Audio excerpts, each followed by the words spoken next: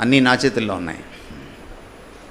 కొంతమంది బిడ్డలను చూసి వాళ్ళు చేతికి అందే స్థితికి వచ్చేటప్పటికి నా మాట వినట్లేదని బాధపడుతూ ఉంటారు. కొంతమంది భర్త పరిస్థితి చూసి బాధపడుతూ ఉంటారు. కొంతమంది భార్య గయ్యాలని చెప్పి బాధపడుతూ ఉంటారు. ఏం చెప్పలేక, ఏం చేయలేక. భర్తలు 9 గంటలకు కూడా ఇంటికి రావట్లేదంటే భార్యలే కారణం. పెళ్ళైన కొత్తల్లో 6ంటికి ఇంటికి వచ్చే ఆయన 9ంటికి కూడా రావట్లేదంటే కారణం ఎవరు? మనం చాలాసార్లు దిగాలు పడిపోతాం, పోరాడి అలసిపోతాం. బట్ మనకి అభయం, మనకి ఆశ ఏంటంటే ఆయన సర్వాధికారి సింహాసనం.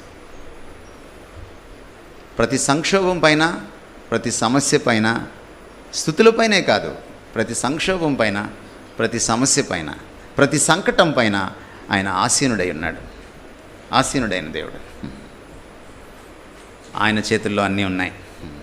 ఈ అదోనాయ్ అనేటువంటి ఈ టైటిల్ యూదులు యెహోవా దేవుడికి తప్ప ఎవరికి ఇవ్వరు. ఇది ఒక ఎక్స్క్లూజివ్ టైటిల్. ఇది సర్వాధికార ప్రభువు. మీకు కేవలం ఇక్కడ తెలుగులో ప్రభు అని మాత్రమే ఉంది. ఈయన ప్రభువులకు ప్రభు అన్నమాట. ఇదే టైటిల్ని యోహాను సువార్త 12వ అధ్యాయంలో యేసుక్రీస్తు వారికి ఇచ్చారు. విచ్ మీన్స్ మన ప్రభు, మనం ఈరోజు పూజిస్తున్న యేసుక్రీస్తు వారు తండ్రితో సమానుడు. ఆయన తండ్రి కంటే తక్కువ వాడైన దేవుడు కాదు.